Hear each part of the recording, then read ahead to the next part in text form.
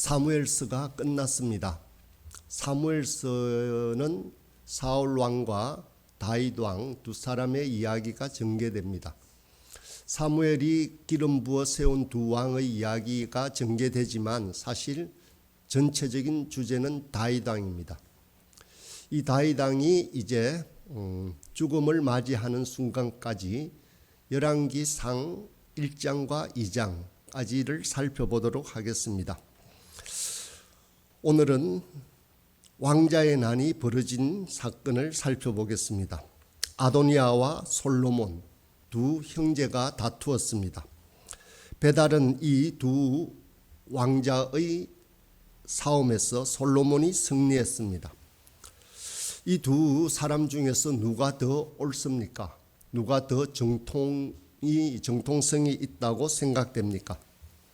우리에게는 솔로몬은 너무나 유명하고 친숙하기에 더구나 그가 예루살렘 성전을 처음으로 건축했고 이스라엘에 영광을 가져다 주었기 때문에 우리에게는 솔로몬이 옳은 것처럼 보입니다. 오늘 말씀도 그런 방향으로 전개되고 있습니다. 아도니아는 헛세를 부리지만 실력도 없습니다. 거기에다가 다음 장 2장에서 보면 다윗의 후궁이었던 아비삭을 달라는 못된 사람으로 묘사되고 있습니다.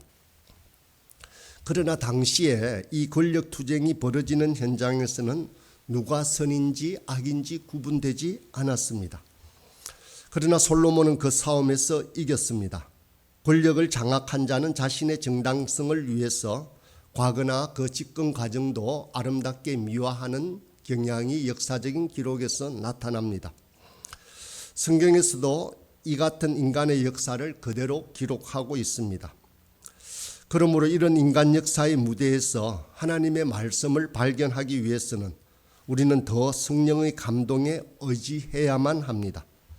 성경의 이면으로 뚫고 들어가서 하나님 말씀을 발견하는 노력이 필요합니다. 어떤 의미에서 당시 사람들이 이 두 왕자의 싸움에서 정통성을 따진다면 사실 아도니아에게 있었습니다. 아도니아는 장자인 암논이 죽고 또 압살롬도 죽은 이후에 이제 다윗 가문의 장자입니다. 거기에다가 다윗은 늙었습니다. 몸을 따뜻하게 하기 위하여 후궁인 아비삭을 들였지만 여전히 기력을 회복하지 못하고 있습니다. 그렇다면 섭정이 필요합니다. 그래서 아도니아가 그런 역할을 자임했을 수도 있습니다. 그렇게 따진다면 쿠데타를 도모한 것은 아도니아가 아니라 솔로몬이라고 할 수 있습니다. 솔로몬이 승리한 후에 반대로 아도니아가 불의한 짓을 했다고 덮어씌운 것으로 당시 역사를 기록했다라고도 볼 수 있습니다. 왕조의 실록에서는 이런 일들이 비일비재합니다. 우리나라 조선시대에만 봐도 이성계가 건국한 후에 두 번에 걸친 왕자들의 난이 있었습니다. 정통성 있는 첫째가 장자가 왕이 된 것이 아닙니다. 셋째인 이방원이 형들을 물리치고 실권을 장악하고 태종으로 등극합니다. 아버지 태종은 무력화되고 정도전 등 개혁의 세력들은 제거되었습니다. 형도 쫓아내고 배다른 다른 형제들도 모두 죽였습니다. 바로 등극하기에 곤란하니 큰형을 잠시 왕으로 정용으로 세웠다가 자신이 양위받는 형식을 취해서 왕이 되고 맙니다. 솔로몬의 불리한 처지는 오늘 본문에서 잘 살펴볼 수 있습니다.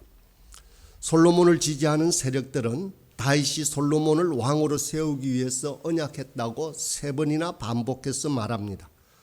13절에서는 나단이 그렇게 말하고 17절에서는 바세바가 그리고 30절에서는 다윗이 최종적으로 솔로몬을 왕으로 세웠다라고 선언합니다. 30절 말씀을 다시 보겠습니다. 내가 이전에 이스라엘의 하나님 여호와를 가리켜 내게 맹세하여 이르기를 내 아들 솔로몬이 반드시 나를 이어 왕이 되고 나를 대신하여 내 왕위에 앉으리라 하였으니 내가 오늘 그대로 행하리라. 3번 반복했다라고 하는 것은 확실하게 솔로몬에게 왕위가 계승되었음을 보여주는 것입니다. 그러나 여러 번 이런 식으로 강변하는 것은 오히려 의심을 살 수도 있습니다. 다윗은 늙어서 지금 기력도 없고 사리 분별도 잘 못하는 나이입니다. 혹시 이런 다윗을 협박하거나 아니면 그의 기억력을 조장한 것은 아닐까요? 이미 이스라엘은 아버지 이삭을 속였던 야곱의 피가 흐르고 있습니다. 다윗이 하나님 여호와를 가리켜 맹세하였다고 하니 설마 하나님까지 속일 리가 있겠습니까? 라고 생각합니다. 그러나 인간은 자신의 욕심을 위해서라면 충분히 하나님을 속일 수도 있습니다. 그것이 성경과 역사 속에 드러나는 이야기들입니다. 에스로 변장한 야곱에게 아버지 이삭이 어떻게 이렇게 고기를 속히 잡아왔느냐라고 물으니 야곱이 이렇게 대답합니다. 아버지의 하나님 여호와께서 나로 순조롭게 만나게 하셨나이다 라고 하며 하나님의 이름을 거론하며 천덕스럽게 거짓말을 합니다. 특히 정치인은 더욱더 그렇다라고 할 수 있습니다. 민족이나 국민의 뜻이라고 하면서 거짓을 정당화하기도 합니다. 사실 우리 역사 속에서 살아가면서 참 진실이 무엇인지를 알 수가 없습니다. 인생이나 정치판에서는 쉽게 선악이 구분되지도 않습니다. 이 사람은 옳고 저 사람은 그러다는 것이 분명하게 드러나면 좋겠는데 그렇지 않고 아주 교묘합니다. 제가 솔로몬과 그 일파들을 부정적으로 말했습니다. 그렇다면 아도니아가 왕이 되는 것이 정의라는 말일까요? 그렇지는 않습니다. 그 과정을 보면 아도니아는 매우 무능력해 보입니다. 일단 유리한 위치에 있으면서도 왕위에 오르지 못한 것이 단적으로 보여주는 증거입니다. 설사 아도니아가 그렇게 해서 왕이 되었다 한들 그가 나라를 잘 다스렸다라고는 보장할 수 없을 것입니다. 단정할 수 없지만 그렇지 못했을 가능성이 저는 크다고 봅니다.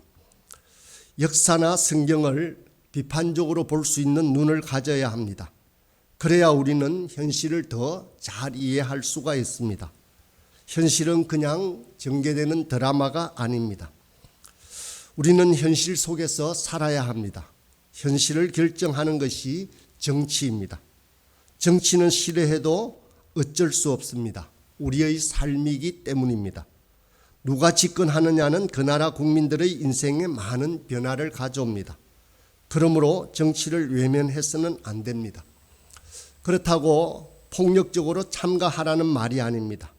나라와 민족을 위해서 끊임없이 기도하고 올바른 길로 걸어갈 수 있도록 우리는 그렇게 바라보아야 한다는 것입니다. 정치가들이 다 그렇고 그런 사람이니까 신앙인은 그저 조용히 살면서 정치적인 상황들은 모두 외면하고 있어야 한다라는 것은 옳지 않습니다. 만약 그렇게 했더라도 정치가 잘 돌아가면 괜찮습니다. 그런데 세상은 결코 그렇지가 않습니다. 플라톤이 했다는 유명한 말이 있습니다. 정치를 외면한 가장 큰 대가는 자기보다 못한 인간에게 지배당한다라는 말입니다. 실제로 그렇습니다. 더러워하며 외면하면 더러운 것이 우리를 지배하게 됩니다. 사사기에 나오는 예화입니다. 나무들이 어느 날 모여 자기들의 왕을 선출하려고 했습니다. 감람나무와 무화과나무와 포도나무가 왕이 되기를 거절하니 가시나무가 왕이 되었습니다. 그 입에서 불이 나와 온 숲을 태우고 맙니다. 오늘날의 세상은 정치를 떠나서는 생각할 수도 없습니다. 정치적인 결정이 우리 생활에 많은 영향을 미칩니다.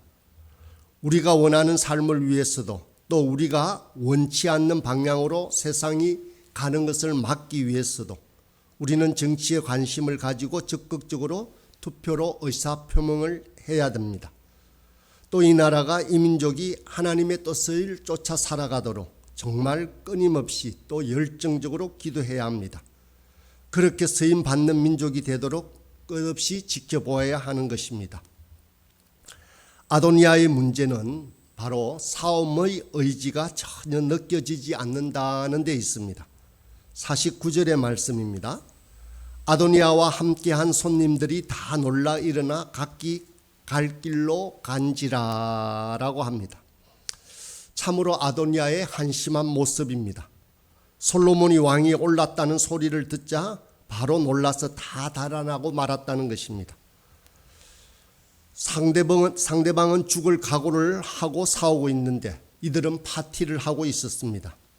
아도니아와 함께 했던 자들은 요압이나 제사장 아비아달이었습니다. 이들은 오랫동안 다윗과 함께 했던 사람들이었습니다. 부정적으로 말하면 구세력들인 것입니다. 이들은 안일했고 너무 자신했습니다. 유리한 위치에 있으면서도 자만했고 경계를 소홀히 하다가 패했습니다. 결국 아도니아와 요압은 죽었고 제사장 아비아달은 시골로 쫓겨가고 말았습니다. 반면에 솔로몬의 세력은 신진 세력이었습니다. 선지자 나단, 밧세바, 예루살렘의 사제 사독, 용병부장 대장인 버나냐 등입니다. 이들이 성공한 비결은 권력에서 소외되었던 자들이기 때문입니다. 선지자 나단은 칼이 아니라 입만 가지고 있었습니다. 밧세바는 정상적인 왕비도 아니었습니다. 사독은 나중에 합류한 예루살렘 출신의 제사장이었고 버나냐는 정규군이 아닌 용병 부대만을 이끌고 있었습니다. 솔로몬 또한 장자가 아니라 막내였습니다. 가진 것이 없기에 최선을 다했고 결국 권력을 거머쥐었습니다. 이런 왕자의 난에서는 누구를 악인으로 구분할 수도 없습니다. 실패하면 악인이고 성공하면 나라를 위기에서 구한 의인이 될 것입니다. 하나님은 이 왕자의 난에서 누구의 손을 들어주었습니까? 아도니아가 억울했다라고 했겠습니까? 솔로몬이 처음부터 하나님의 마음에 있다라고 했을까요? 여러분은 만약 이 당시 역사 속에 살았다면 솔로몬을 지지했을까요? 아니면 아도니아를 지지했을까요? 오늘 말씀에 기록된 바로는 솔로몬이 하나님의 계획에 있었고 하나님의 섭리는 이렇게 흘러가는 듯이 보입니다. 그러니까 당연히 솔로몬을 취했을 것 같습니다. 그러나 우리는 이제 성경 말씀을 통해서 그 결과를 알 수 있을 뿐입니다. 당시 우리가 그 역사 현장에 있었다면 우리는 무엇이 하나님의 뜻인지 참으로 혼란스러웠을지도 모릅니다. 어찌되었든 아버지를 속인 야곱이 형을 죽인 솔로몬이 하나님의 구원사를 이끌어 갔습니다. 이 같은 하나님의 뜻을 파악하기는 쉽지가 않습니다. 지난 후에야 알지 그 과정에서는 파악하기가 참으로 어렵습니다. 그러나 이루고 나면 기가 막힌 하나님의 묘수였다라고 찬양합니다. 그러므로 우리는 성경 말씀을 통해서 끊임없이 하나님의 뜻을 알아야 가야 합니다. 그저 앉아서 하나님께서 모든 역사적 정황을 이끌어 가시니 우리는 아무것도 하지 말고 손 놓고 있어야 할까요? 그렇지 않습니다. 우리는 기도하고 생각하고 분별하며 최선의 한 수를 놓아야 합니다. 그것이 우리가 할 일입니다. 악한 것이 아니라면 수단 방법 가리지 않고 최선을 다하며 기도해야 합니다. 최선을 다했는데도 우리의 원하는 결과가 나오지 않았습니까? 만약 그렇다면 그것은 우리의 책임이 아닙니다. 하나님의 다른 뜻이 분명 있습니다. 아니면 하나님께서는 좀 더 우리에게 시간이 필요하다라고 말씀하고 있는지도 모릅니다. 우리 인생사에 주어지는 개인사에서도 마찬가지입니다. 하나님의 뜻을 분별하는 것은 끊임없이 하나님의 뜻을 묻고 기도하고 하나님 편에 설 수 있는지를 자신을 살펴보아야 합니다. 우리는 이렇게 하나님의 뜻을 하나하나 분별해 가는 것입니다. 그저 그렇게 되겠지, 그저 그렇게 되어가는 것을 쫓아가는 것이 결코 아니라는 것입니다. 그렇게 하나님의 뜻을 분별해 가면 우리 인생 또한 하나님 나라의 멋진 주인공이 될 것입니다. 모쪼록 이 아침에도 이런 하나님의 역사를 써내려가는 저와 여러분이 되길 간절히 소망합니다.